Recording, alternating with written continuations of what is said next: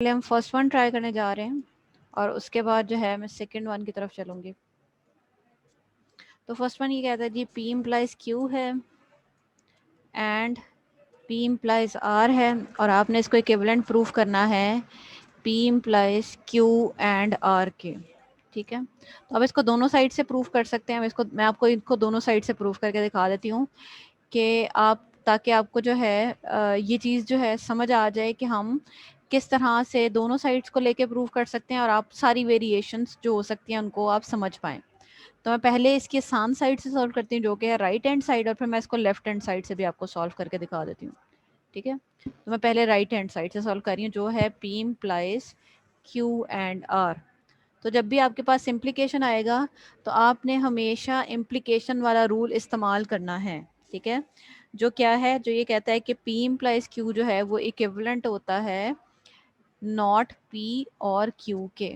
इस वाले फॉर्मूले को आपने इस्तेमाल करना है तकरीबन जब भी आप देखेंगे कि आपके पास आपके सवाल के अंदर जो है वो इम्प्लीकेशन लगी हुई है।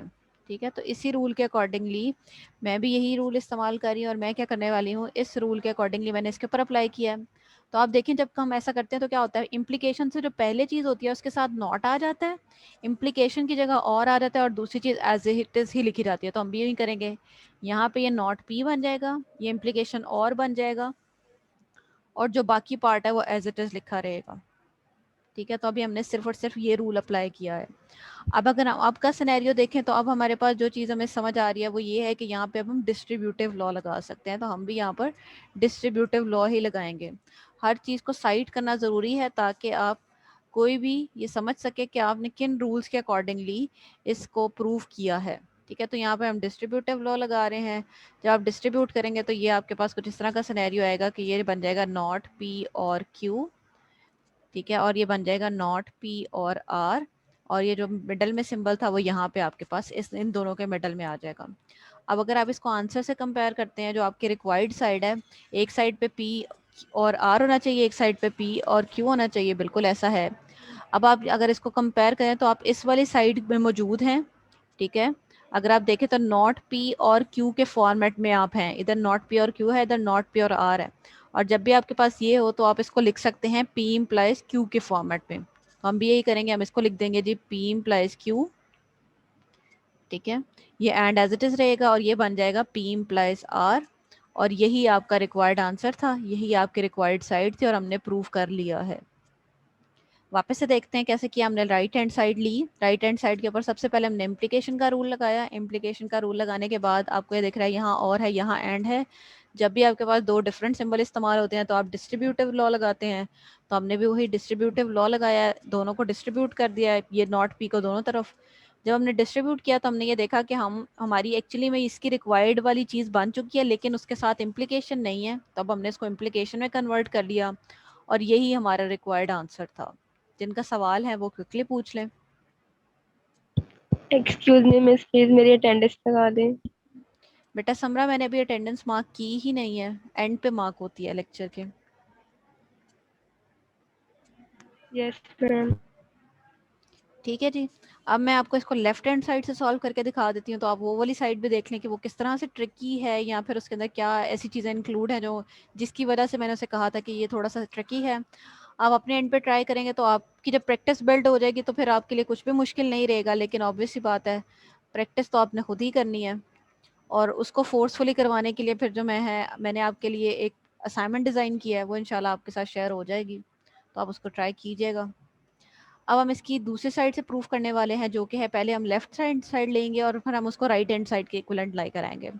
मैं सिर्फ ये आपको वेरिएशन इसलिए करवा रही हूँ ताकि आप ये देख सकें कि हम किस तरह से किसी भी साइड को लेके प्रूफ कर सकते हैं और जब प्रूफ करें तो किस किस तरह की चीज़ें किस किस तरह से हम रूल्स अप्लाई कर सकते हैं। ठीक है, तो मैं लेफ्ट हैंड साइड ले रही हूँ। लेफ्ट हैंड साइड के अकॉर्डिंगली यहाँ पर आपके पास आ जाएगा P implies Q and P implies R। ठीक है, आपने क्या करना है, आपने ये करना है कि सबसे पहले इसके ऊपर ये देखना है कि आप कौन सा रूल अप्लाई कर सकते हैं। तो क्लास अब आपने मुझे साथ साथ बताना है कि कौन सा रूल अप्लाई करें हम। जी क्लास, कौन सा रूल लगाएं, चैट में बताना है।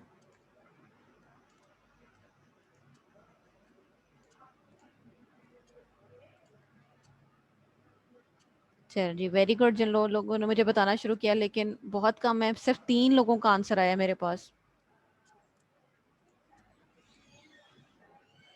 तो यहाँ पे जो आप रूल लगाने वाले हैं वो है इम्प्लीकेशन लॉ, ठीक है। इम्प्लीकेशन वाला ही, पी इम्प्लाइज क्यू की जगह पुट कर देंगे नॉट पी और क्यू, ठीक है। और यहाँ पे ये एंड ऐसे ही रहेगा, और इसकी जगह भी आप पुट कर देंगे नॉट पी और आर। अब अगर आप देखें तो यहाँ पर आपके पास ना, अब ये वाला पॉइंट आपने बहुत गौर से देखना है ताकि आगे आने वाले सवालों में भी आप इसको देख सकें। अब अगर आप यहाँ देखें तो ये जो चीज़ है ना आपके पास, ये एक्सपैंडेड डिस्ट्रीब्यूटिव फॉर्म है, ठीक है। अगर आप इसको इस तरह से देखना शुरू करें ना, आपके पास पी एंड क्यू और आर होता है। जब आप इसको एक्सपैंड करते हैं तो आपके पास बन जाता है पी एंड क्यू और पी और आर। तो आपका इस फॉर्म को इस फॉर्म में अभी तक हम कन्वर्ट कर रहे थे, लेकिन अगर आप यहाँ पे गौर से देखें तो हम इस वाली साइड पे मौजूद हैं। अब हम इस वाली साइड से इस वाली साइड पे इनक्लोज करेंगे, ठीक है। तो आप इसकी सिंप्लीफाइड फॉर्म से इसकी क्लोज्ड फॉर्म में जा रहे हैं। जब आप इसकी क्लोज्ड फॉर्म में जाएंगे तो आपने दोनों में देखना है कि दोनों में कॉमन पार्ट क्या है। तो दोनों में कॉमन पार्ट ये वाली चीज़ है, तो आप यहाँ कॉमन पार्ट बाहर लिख देंगे नॉट पी उसके सिंबल के साथ, और जो बाकी चीज़ें बच जाएंगी, जैसे यहाँ पे Q और R बच गया है, तो Q R इस वाले सिंबल के साथ आप कंबाइन करके लिख देंगे। लगाया हमने यहाँ पे डिस्ट्रीब्यूटिव लॉ ही है, लेकिन थोड़ा सा डिफरेंटली। हम ओपन फॉर्म से क्लोज्ड फॉर्म की तरफ आ रहे हैं, ठीक है। तो मैं साथ साथ लिख देती हूँ मैंने कौन सा रूल लगाया है। यहाँ पे मैंने लगाया है ये वाला रूल, दैट इज इम्प्लीकेशन वाला, और यहाँ पे जो मैंने रूल लगाया है वो मैंने लगाया है डिस्ट्रीब्यूटिव, ठीक है। तो यहाँ पे हमने एक जो चीज़ नहीं सीखी है वो ये सीखी है कि आप डिस्ट्रीब्यूट जब कर सकते हैं या किसी भी रूल को जब अप्लाई कर सकते हैं तो दोनों साइड से अप्लाई कर सकते हैं। There is no hard and fast rule कि आपने जो है वो लेफ्ट हैंड साइड से यानी इनक्लोज फॉर्म में ही हमेशा, इनक्लोज से सिंपल फॉर्म में ही जाना है, आप दोनों साइड पे अप्लाई कर सकते हैं, ठीक है। यहाँ पे एसोसिएटिव नहीं लगा सकते क्योंकि सिंबल डिफरेंट है, ठीक है। आप यहाँ देखें, यहाँ और है, यहाँ और है, और यहाँ एंड है, तो एसोसिएटिव नहीं अप्लाई हो सकता, ठीक है। अब यहाँ पर अगर आप देखें तो आपके पास एक तरफ होना चाहिए नॉट पी, एक तरफ होना चाहिए क्यू और एंड आर, ऐसा ही है, लेकिन अब आपको यहाँ चाहिए इम्प्लीकेशन। तो अगर आप अपना पहला वाला रूल ही देखें तो आप इस तरह की चीज़ में मौजूद हैं, नॉट पी और क्यू की फॉर्म में, और अब आप इसको इनक्लोज कर देंगे पी इम्प्लाइज क्यू की फॉर्मेट में। तो ये आपके पास आंसर आ जाएगा P implies Q and R. आप ये भी कह सकते हैं कि आपने कुछ कॉमन लिया है to make it easy to understand, ठीक है। बिल्कुल आप ऐसा कह सकते हैं कि आपने कॉमन लिया है ताकि आप इसको आसानी से समझ सकें। तो ये मैंने उसको दोनों साइड से आपको सॉल्व करके दिखा दिया है। जिनका सवाल है वो क्विकली हैंड रेस करके पूछ लें, तो फिर मैं आपको सेकंड क्वेश्चन सॉल्व करके दिखा देती हूँ। जी स्टूडेंट्स, जिनके सवाल हैं वो हैंड रेस कर लें ताकि फिर हम उनके सवालों को रिजॉल्व करके सेकंड क्वेश्चन की तरफ आ जाएं। जी क्लास, कोई सवाल नहीं है?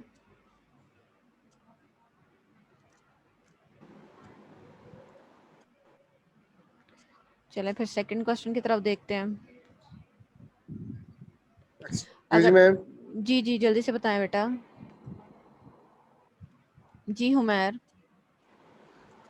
मैम मेरा इंटरनेट इशू आ रहा था, इस वजह से ना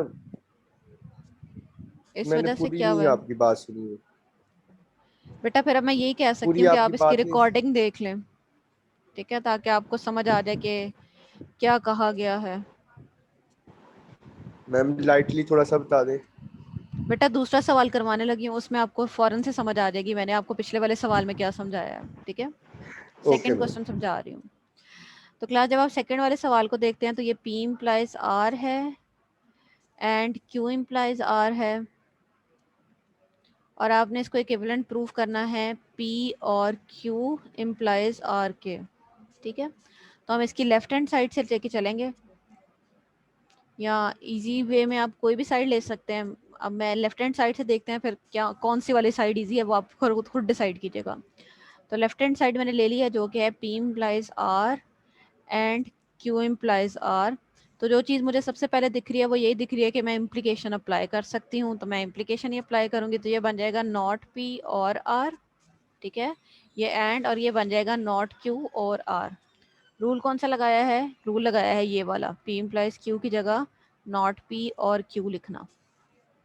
अब अगर आप इसको देखें तो अब आपके पास वापस से वही डिस्ट्रीब्यूटिव वाला सिनेरियो है कि हम फुल फॉर्म से इनक्लोज्ड फॉर्म में जाएंगे। अब आप दोनों में देखें, दोनों में कॉमन क्या है? दोनों में कॉमन जो चीज है वो आर है, ठीक है, लेकिन लिखा उसकी पोजीशन थोड़ी सी डिफरेंट है, लेकिन दोनों में कॉमन जो चीज है वो आर है। तो आर को उसके साथ वाले सिंबल के साथ आपने पिक करना है, ठीक है। तो ये बन जाएगा आर और बाकी जो चीजें उनको आपने एज इट इज लिख देना है। तो नॉट पी बचा इधर से नॉट क्यू बचा, और इस सिंबल के साथ आपने इसको कंबाइन करके लिख लिया। रूल जो है ये डिस्ट्रीब्यूटिव ही है, ठीक है, लेकिन डिस्ट्रीब्यूटिव के जो हमारी सिंप्लीफाइड फॉर्म होती है उससे हम क्लोज्ड फॉर्म की तरफ आ रहे हैं, लॉ बाय डिस्ट्रीब्यूटिव लॉ। अब क्या करना है, अब अपने आंसर से कंपेयर करें। अगर आप देखें तो आपके पास ये अभी भी आपकी रिक्वायर्ड चीज जो है वो नहीं बनी, ठीक है। तो अब एक बच्चे ने मुझे बिल्कुल ठीक आंसर बता दिया कि अब आपको जो चीज चाहिए ना वो ये चाहिए कि ये आपके पास ना, अगर आप थोड़ा सा आंसर को देखना शुरू करें तो आपको ना कुछ इस तरह की चीज चाहिए कि आप अगर मैं इसको एक स्टेप बैकवर्ड जाऊं ना तो ये वाली चीज है, आपको ये वाली चीज चाहिए, ठीक है। तो अब आपने इसको इस वाले फॉर्मेट में कन्वर्ट करना है। तो अगर आप यहाँ पर देखें तो ये आपके पास एक चीज गिवन है, और यहाँ पर आप जो चीज कर रहे हैं ना वो ये कर रहे हैं कि रिवर्स में डी मॉर्गन लगा रहे हैं। यहाँ पर ना ये आपको काफी ज्यादा ट्रिकी लगने वाला है, लेकिन ये ऐसा ही है, इसीलिए मैं इसको नॉर्मली राइट हैंड साइड से सॉल्व कर रही हूँ। मैं उसको राइट हैंड साइड सॉल्व करूंगी ना तो फिर आप ज्यादा आसानी से इसको समझ पाएंगे। तो अगर मैं आपको यहाँ पे दिखाऊं, एक मिनट, तो अगर मैं आपको यहाँ पर दिखाऊं तो हमारे पास ना देखें, अगर आप डी मॉर्गन देखें तो अगर आपके पास ये चीज हो, ठीक है, तो जब आप इसको ओपन करते हैं तो ये क्या बन जाता है, ये बन जाता है not P and not Q, ठीक है। आप इस साइड से इस साइड पर भी जा सकते हैं और इस साइड से इस साइड पर भी आ सकते हैं।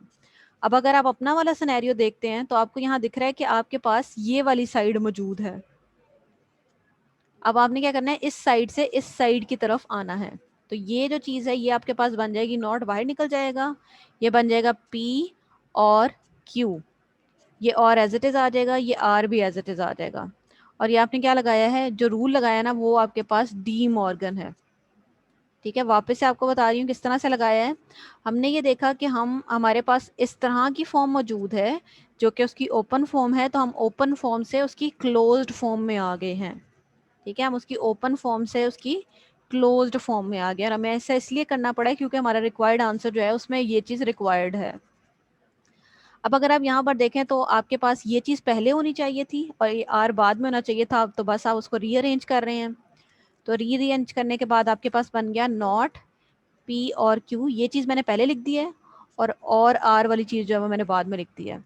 अब आप सिंपली इसके ऊपर इम्प्लीकेशन लगा के क्या कर सकते हैं, अपने रिक्वायर्ड फॉर्म में आ सकते हैं। तो ये बन जाएगा फिर पी और क्यू इम्प्लाइज आर, ठीक है। अब आपने रूल जो लगाया है वो ये वाला है, by P implies Q is equal to not P और क्यू, और यही आपका रिक्वायर्ड आंसर था राइट हैंड साइड।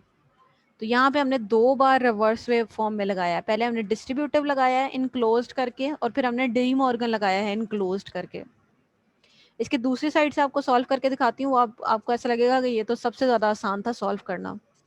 तो ये है पी और क्यू इम्प्लाइज आर, और आपने इक्विवेलेंट प्रूफ करना है इसको पी इम्प्लाइज आर और क्यू इम्प्लाइज आर के। पी इम्प्लाइज आर और क्यू इम्प्लाइज आर के, ठीक है। वही सवाल मैं दोबारा लिख रही हूँ, बस मैं एक बार उसको कंफर्म कर लूँ, और बीच में है एंड, ठीक है। तो बेटा मैं इस वाली साइड से सॉल्व कर रही हूँ जो कि आपकी लेफ्ट हैंड साइड है सामने।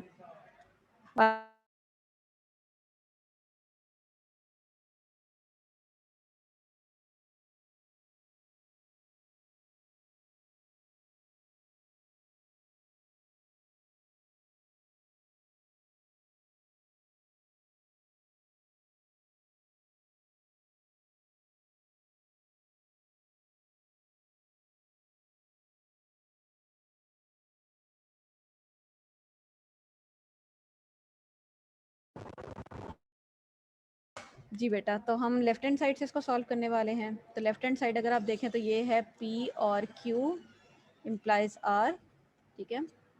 हम क्या करने वाले हैं, अब हम ये करने वाले हैं कि हम सबसे पहले इसके ऊपर इम्प्लीकेशन वाला रूल लगाएंगे। तो आपने एक चीज़ बहुत ज़्यादा नोटिस की होगी कि जब भी हमारे पास इम्प्लीकेशन आती है तो हम मतलब बिल्कुल कुछ नहीं सोचते और सिंपली इम्प्लीकेशन वाला रूल लगा देते हैं। तो आपने भी ऐसे ही करना है। तो ये P इम्प्लाइज Q इक्विवेलेंट होता है नॉट P और Q के। तो आप इसकी जगह पुट करेंगे तो ये वाली चीज़ पूरी नॉट P बन जाएगी, नॉट P, ये आपके पास और आ जाएगा और ये आपके पास Q, ठीक है, यानी एज इट इज़। अब अगर आप देखें तो अब आपके पास एक ही चीज़ दिख रही है और वो ये दिख रही है कि आप डी मॉर्गन अप्लाई कर सकते हैं। तो बिल्कुल हम डी मॉर्गन ही अप्लाई करेंगे। तो डी मॉर्गन लॉ जब आप अप्लाई करेंगे तो बन जाएगा not P and not Q और R जो है ये एज इट इज़ रहेगा बाहर, ठीक है। अब आप क्या कर सकते हैं, अब आप डिस्ट्रीब्यूटिव लॉ लगा सकते हैं। तो डिस्ट्रीब्यूटिव लॉ लगाते हैं यहाँ पर। जब आप डिस्ट्रीब्यूट करेंगे तो ये बन जाएगा नॉट P और R एंड नॉट Q और R। अगर आपको ये थोड़ा सा ज़्यादा ट्रिकी लग रहा है तो आप इसको रिवर्स पे लिख के भी लगा सकते हैं, क्योंकि जब भी हम डिस्ट्रीब्यूट लगा रहे हैं ना तो ये वाला एलिमेंट हमारा शुरू में होता है। तो आपको अगर ये मुश्किल लग रहा है तो आप इसको रिवर्स पे लिख के लगा लें, यानी आप R और not P and not Q format में लगा लें, बाद में इसको सीधा कर लें, ठीक है। लेकिन काम वही है, इसको पकड़ना है, इसके साथ पैर करके लिखना है, इसको पकड़ना है, इसके साथ पैर करके लिखना है, और ये मिडल वाला सिंबल यहाँ मिडल में आ गया। अब कुछ भी नहीं है, अब आपकी रिक्वायर्ड फॉर्म बन चुकी है, बस आपने इम्प्लीकेशन वाला रूल अप्लाई करना है। तो ये बन गया आपके पास P इम्प्लाइज R, ये बन गया आपके पास Q इम्प्लाइज R, और यही आपकी रिक्वायर्ड चीज़ थी जो आपने बनानी थी, ठीक है। रूल जो हमने लगाया वो ये लगाया, नॉट P और Q जो होता है वो इक्विवेलेंट होता है P इम्प्लाइज Q के, और ये आपके रिक्वायर्ड आंसर जो है वो आ चुका है। अभी इस वाली केस में तो वो राइट हैंड साइड ही है तो ऐसे ही लिखा जाएगा। जी स्टूडेंट्स, तो पहली चीज़ हम जो है एक ही तरह के रूल्स बार बार अप्लाई कर रहे हैं। अगर आप गौर से देखें, हम बार बार डी मॉर्गन लगा रहे हैं, हम बार बार डिस्ट्रीब्यूटिव लगा रहे हैं, हम इम्प्लीकेशन वाला रूल लगा रहे हैं। अगर आप खुद से इसकी प्रैक्टिस कर लेते हैं तो आप बहुत बहुत आसानी से जो है इसको सॉल्व कर सकते हैं।